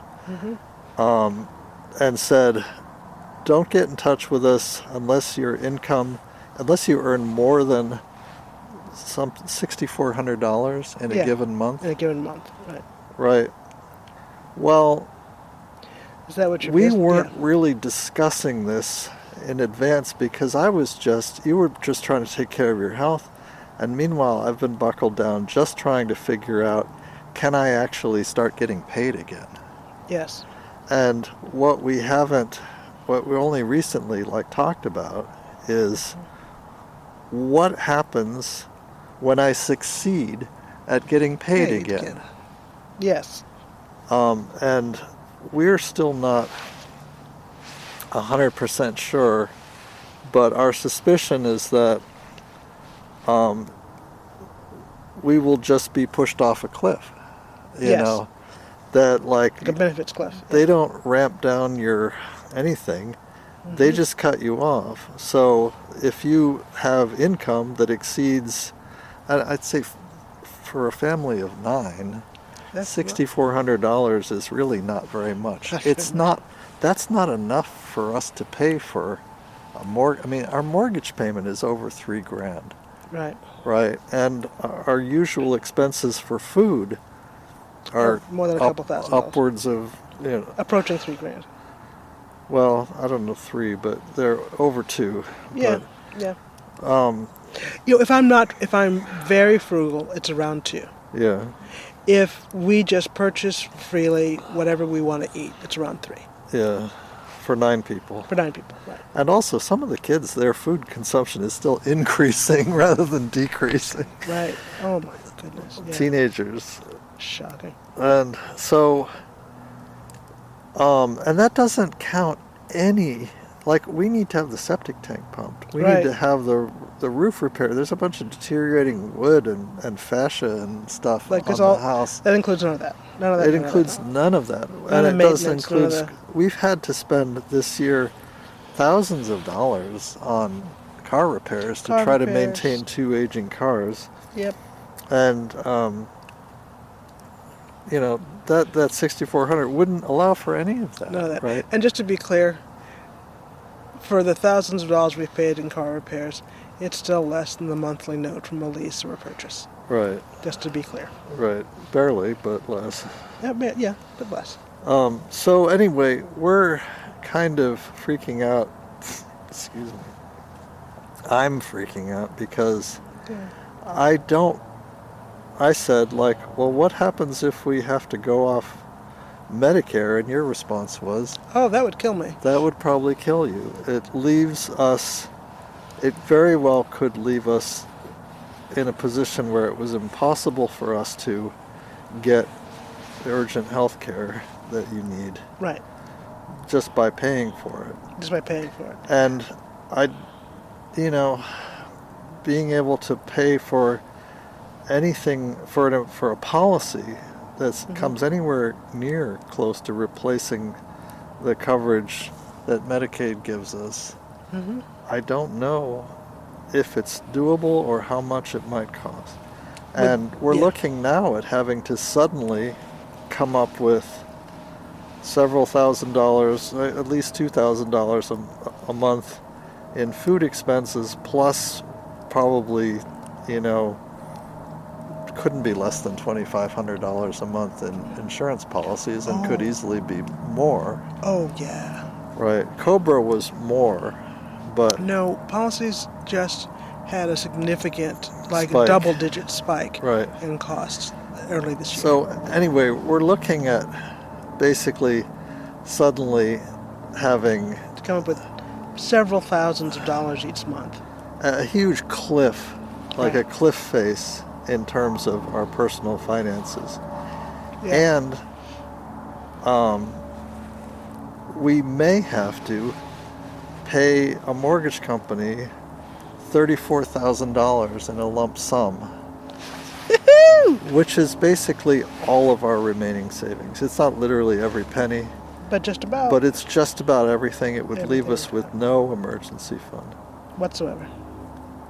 So, So, a lot of people have been living close to the wire. Living this close to the wire for a long time. But that's what's ahead, is coming really close to the wire. I mean, we have income, yes, but only to the end of this year. That's all we know about. well, that's the other thing. Is so let's say we manage to set up. Let's say I manage to take in $20,000 a month, which means working almost full time. That's the other thing. I haven't been working full time deliberately because you're driving now and all that, but for months I needed to be able to assist you, right? I needed to not be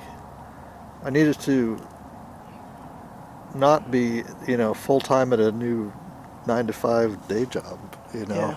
right? I needed to be able to earn money, but also still have a lot of flexibility in my time. And still do. Honestly, but yeah.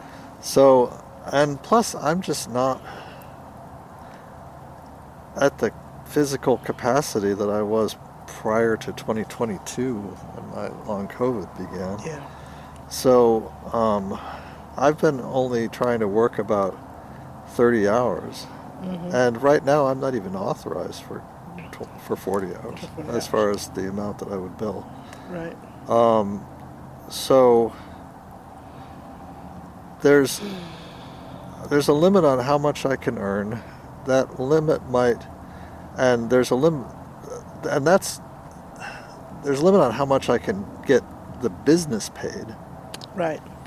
And then there's a limit on how much income I can take from the business into our, personal accounts without triggering potentially this catastrophic cliff situation, which would leave us basically not earning enough from the business to cover our expenses at all, Oh, you're not even close. and suddenly not having any benefits any either. help.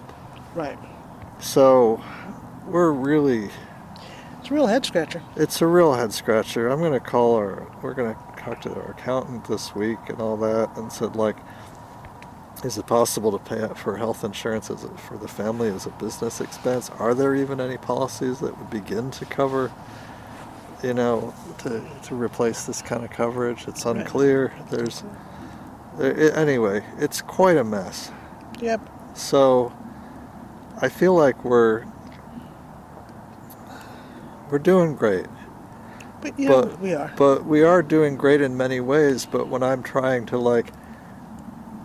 when we try to get back on our feet, and when I'm finally, like I said, earning $20,000 in a month seems like a thrilling amount of money to a lot of people, right? Yes, but I need you to understand something about that number. That's not my earning. Well, no, two things. That's not your earning. Yeah.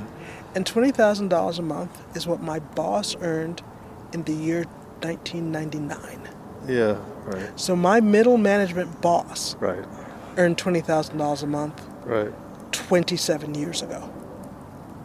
Yes. And after taxes, it won't be anywhere near what, see, like I mentioned, the fact that I'm paying 41% in taxes on the income to a business automatically means doesn't come close to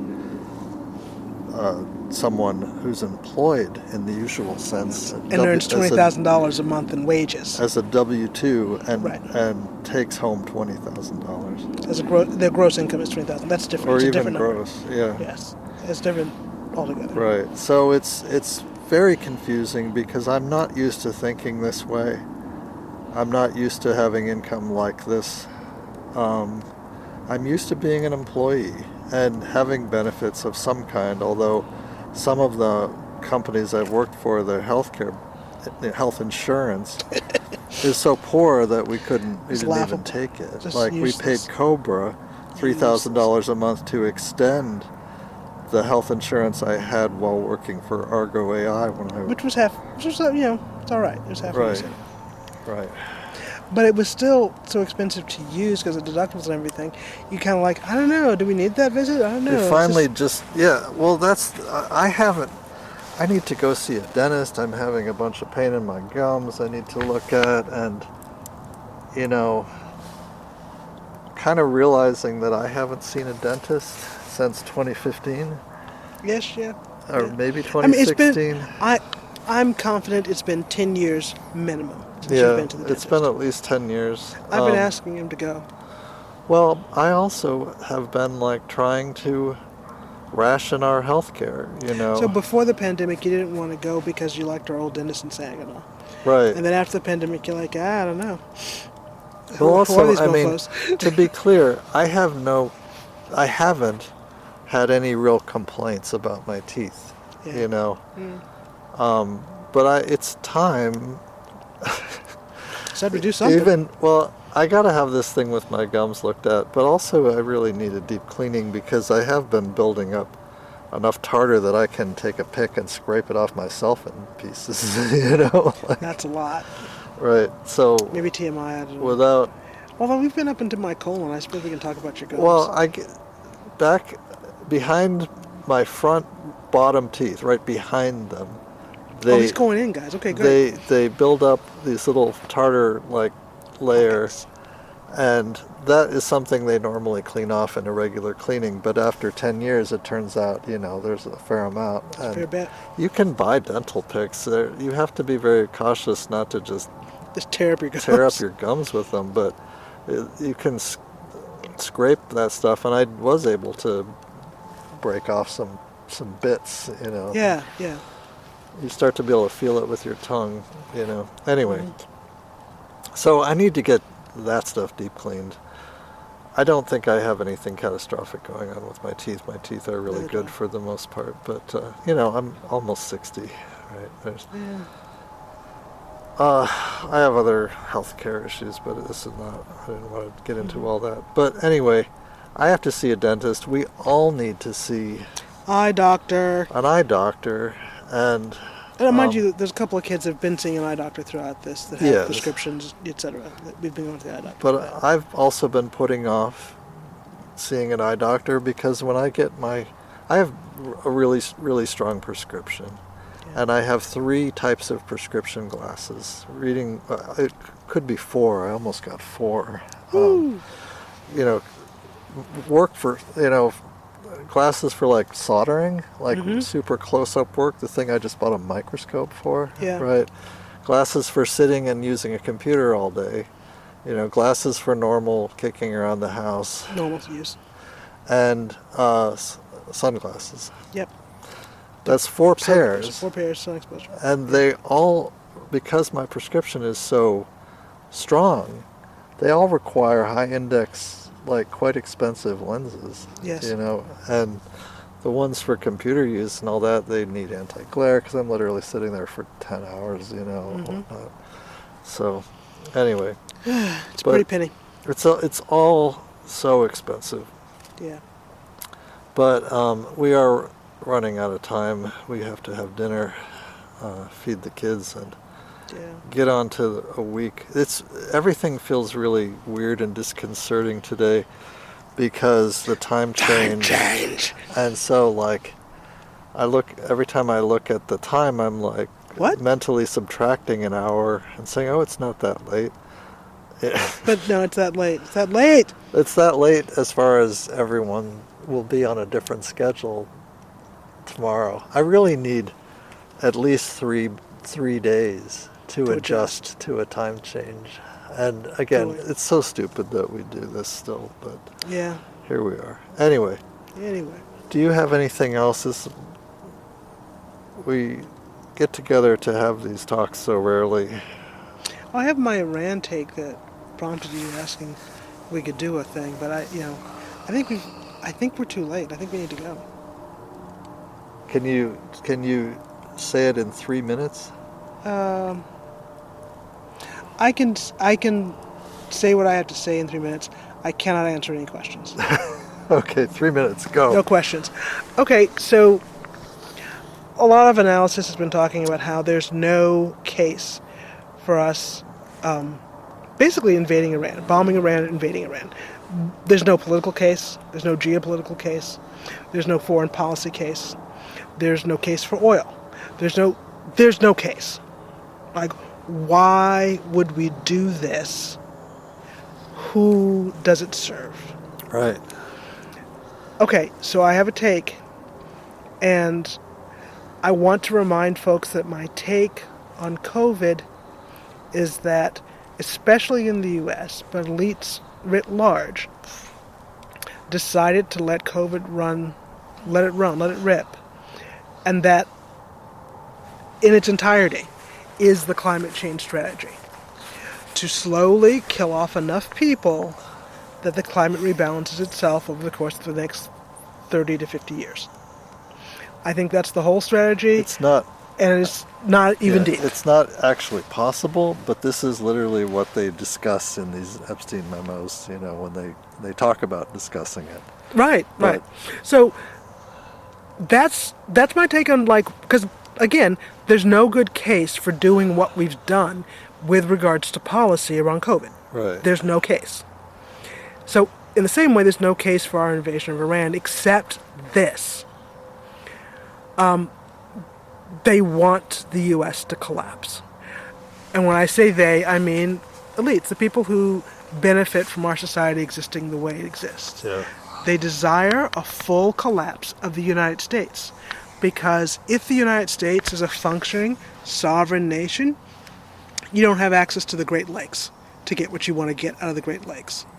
You have to go through the federal government in the state of Michigan. Yes. Yeah. But if it's a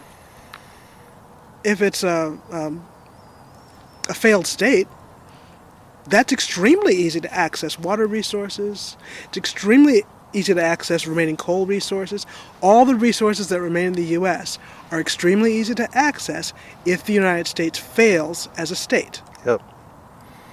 That's why. we're doing this. And we're doing this with this president in office because no one else that holds office wanted to be the fall guy for this. No one in conventional politics wanted to be the fall guy for this. So later they can say, it wasn't my fault. You can still trust me in political realms. I didn't do that. I just stood there and watched it happen. It was that rogue guy who did that. He's gone full nihilist. So yeah, just like collapse the U.S., now all these resources that are held up by regulatory means and basically layers of government protection, all that's erased and these resources are available. Please remember, there is no such thing as a war that is not a resource war. Yeah. There's also a good case about how this actually isn't a war. Right. But if we're going to frame it as a war, please understand that means it's about resources. It's a jihad. All right. We have 20 seconds. It's not a jihad. Why would you call it a jihad? We have 20 seconds. A crusade. We have 20 seconds. We'll talk to you all later. 15 seconds. All right. Take care. Good to talk. Take care, everyone. Bye-bye. Thanks. Bye.